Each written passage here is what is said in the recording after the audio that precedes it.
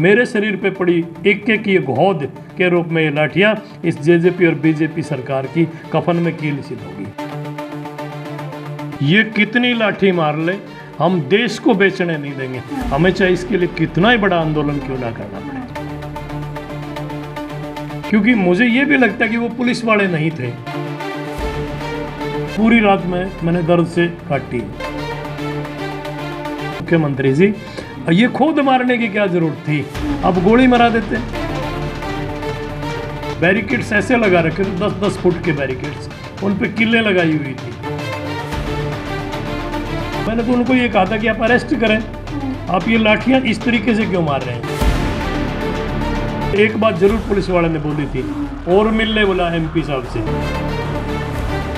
भाजपा जसपा गठबंधन सरकार के विरुद्ध जो है कांग्रेस की तरफ से कल राजभवन कूच किया गया था। उसी समय कई सारे विधायकों और सांसदों की तरफ से गिरफ्तारियां भी दी गई। आपको बता देते हैं 3 जो है कार्यकारी अध्यक्ष, उसके साथ साथ पूर्व सांसदों और पूर्व विधायकों ने भी गिरफ्तारी दी। लेकिन इसी बीच एक मामला ऐसा निकल कर के आया जहां पर सरासर पुलिस की गलती निकाली जा रही है। जी हाँ, आपको बता देते हैं जो ये शख्स हमारे साथ मौजूद है, ये जो है कांग्रेस से प्रदेश प्रवक्ता है हनुमान वर्मा जी।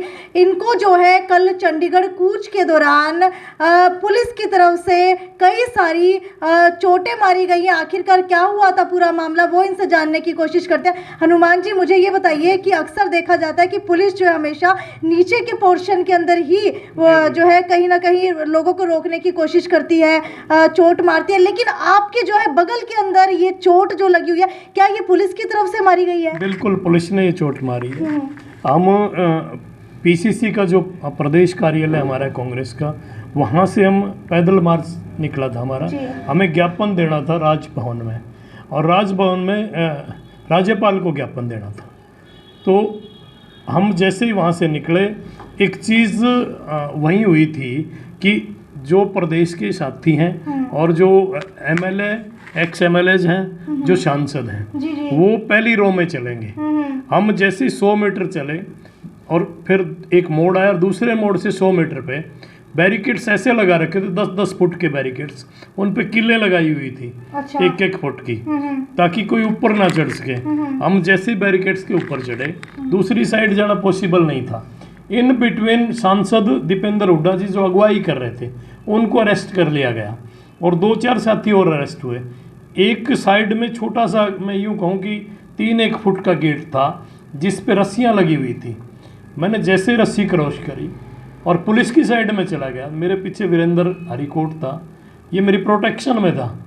और जैसे ही मैं उधर गया, उन्होंने मेरे एक तो यहाँ पे ये जो निशान दिख रहा है, यहाँ 2 लाठियाँ मारी। एक यहाँ निशान है, ये देख सीधी लाठी मारी हुई खोद के रूप में, जबकि ये अनैतिकता थी कि पुलिस कभी भी इससे ऊपर नहीं मारती। क्यों पुलिस ने खोद के रूप में लाठियां मारी? जब मैंने तीसरी मेरे लाठी लगी, मैंने पकड़ लिया था उस लाठी को, और मैंने उस पुलिस वाले को ये भी कहा कि मैंने कहा ये क्या कर रहे हैं ये। तो आपको क्या लगता है कि आपको टारगेट करके जो है इस तरीके से वार किया गया है? मुझे यही लगता है, क्योंकि मुझे ये भी लगता है कि वो पुलिस वाले नहीं थे। पुलिस की वर्दी में हो सकता है कि सरकार के गुंडे हों, जिन्होंने टारगेट करके ये मेरे साथ करा। और ये तो गनीमत है कि मेरे दिल पे चोट है तीनों जगह, और मैंने उसी वक्त मेरे साथी मुझे उठा के और सेक्टर 6 के सिविल हॉस्पिटल में जो पंचकूला का है, उसमें लेके गए। वहाँ जब मैंने डेजिग्नेशन बताया मेरा, तो डॉक्टर जो सीनियर था, उन्होंने सही से मेरा ट्रीटमेंट भी करा, फर्स्ट एड भी करी, उसके बाद ईसीजी और एक्सरे करा। तब डॉक्टर ने कहा कि इसमें ये चोट जो है ना, इससे कोई टूट फूट नहीं हुई है। आप किसी हृदय रोग के जो है ना, उन्होंने लिखा 6 नंबर में, लेकिन वो टाइम ज़्यादा हो चुका था कि 5 बजे के बाद हॉस्पिटल खुलता नहीं है। 5-पौने 5 हो गए थे। उन्होंने 6 नंबर में जाने के लिए मुझे कहा, और फिर जो है ना, मेरे साथी मुझे हिसार लेके आए। अभी मैं ऑर्थोपेडिक डॉक्टर है, उनको दिखाने के लिए यहाँ स्पेशल आया हूँ, क्योंकि पूरी रात में मैंने दर्द से काटी है। और अभी भी अगर कल की बात की जाए तो काफ़ी सारे सांसदों ने, विधायकों ने, और खुद जो है दीपेंद्र सिंह हुड्डा ने भी गिरफ्तारी दी। तो क्या जो है सामने की तरफ से गिरफ्तारियाँ मांगी गई थी या आप लोगों ने खुद दी थी? गिरफ्तारी मांगी नहीं गई थी। हम लोग जब प्रोटेस्ट कर रहे थे, तो हमने जब पुलिस की साइड जाना चाहा, तो पुलिस ने रोका और इन बिटवीन जब सांसद महोदय को उन्होंने पकड़ लिया और जैसे ही सांसद दीपेंद्र जी अरेस्ट हुए तो फिर नेचुरल है कि जो अग्रिम पंक्ति के जो लोग होते हैं वो अपने नेता की गिरफ्तारी को बर्दाश्त नहीं करते और फिर हम तरीके से शांतिपूर्ण तरीके से मैंने तो उनको ये कहा था कि आप अरेस्ट करें, आप ये लाठियां इस तरीके से क्यों मार रहे हैं। जैसे उन्होंने पहली लाठी मारी, लेकिन ये दूसरी जो मेरी बगल में लगी है उसका इतना दर्द था कि मैं गिर गया वहाँ पे और उसके बाद मुझे नहीं पता, मेरा साथी मुझे उठा के लाया। तो क्या सिर्फ आपके ऊपर ही इस तरीके से टारगेटेड हमला किया गया है या वहाँ पर मौजूद जो और लोग थे उनको भी चोटें लगी हैं? मेरे को ये नहीं पता क्योंकि वहाँ वो खोद मार रहे थे उसकी, हो सकता है और साथियों के भी लगी हो, लेकिन मेरे को गिरने के बाद ये मेरे को जब ले आए मुझे नहीं पता, नहीं तो अरेस्ट तो मेरे को भी होना था। मैंने उनको कहा था कि हमें अरेस्ट करें, इतने में उन्होंने एक बात जरूर पुलिस वाले ने बोली थी, और मिल ले बोला MP साहब से, और मिल ले सांसद से, ऐसी बात उसने कही तो इसका मतलब उस पुलिस वाले को मेरा पता था, क्योंकि नहीं तो वो क्यों बोले कि और मिल ले MP साहब से। उन्होंने सीधा कहा। मैं तो एक बात कहना चाहता हूँ हरियाणा के मुख्यमंत्री से, जहाँ सरपंचों की बात है, जहाँ हिसार के एयरपोर्ट की बात है, उस रास्ते की तलवंडी राणा की, चाहे इस दूरदर्शन की बात है, ये क्यों लाठियाँ भांज रहे हैं। हम तो कांग्रेस पार्टी के लोग हैं जो हिंसा कभी नहीं करते, अहिंसावादी लोग हैं, हम राष्ट्रपिता महात्मा गांधी को मानने वाले लोग हैं।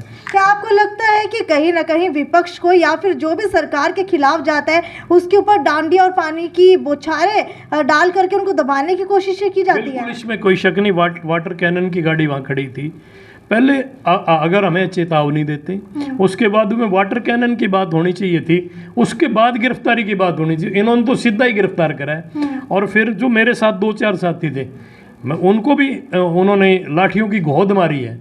और ये इसमें कोई शक नहीं, ये मारना चाहते थे, जबकि दिल पे चोट करना, वो नीचे तो लग जाती कोई बात नहीं, और जहाँ मेरे को नीचे लगी है मैं उसके लिए नहीं बोल रहा, बात ये है कि दिल पे चोट करी है उन्होंने। और ये दिल के, मैं मुख्यमंत्री से एक बात कहना चाहता हूँ, मुख्यमंत्री जी ये खुद मारने की क्या जरूरत थी, आप गोली मरा देते जब आपके पास राज है। लेकिन मुख्यमंत्री ने एक नई परिपाटी को जन्म दिया है। मैं तो एक बात उनको कहना चाहता हूँ, चुनाव होते हैं, राज पलटते रहते हैं, लेकिन ये नई परिपाटी ठीक नहीं है। कहीं ना कहीं इस परिपाटी से आने वाली सरकारें कुछ ना कर दे। आप कांग्रेस से ताल्लुकात रखते हैं, हमेशा से कांग्रेस ने शुरुआती दौर से अहिंसा का रास्ता अपनाया है, क्या लगता है भाजपा जो है हिंसा का रास्ता अपनाने के ऊपर उतारू है? बिल्कुल, इसमें दोहराए नहीं, हिंसा पे उतारू है, इसीलिए ऐसे लाठियों की गोद मारी जाती है, इसीलिए सरपंचों के ऊपर लाठीचार्ज और कैनन से हमला करा जाता है, इसीलिए सारी चीजें हो रही है, इसमें कोई दोहराए नहीं।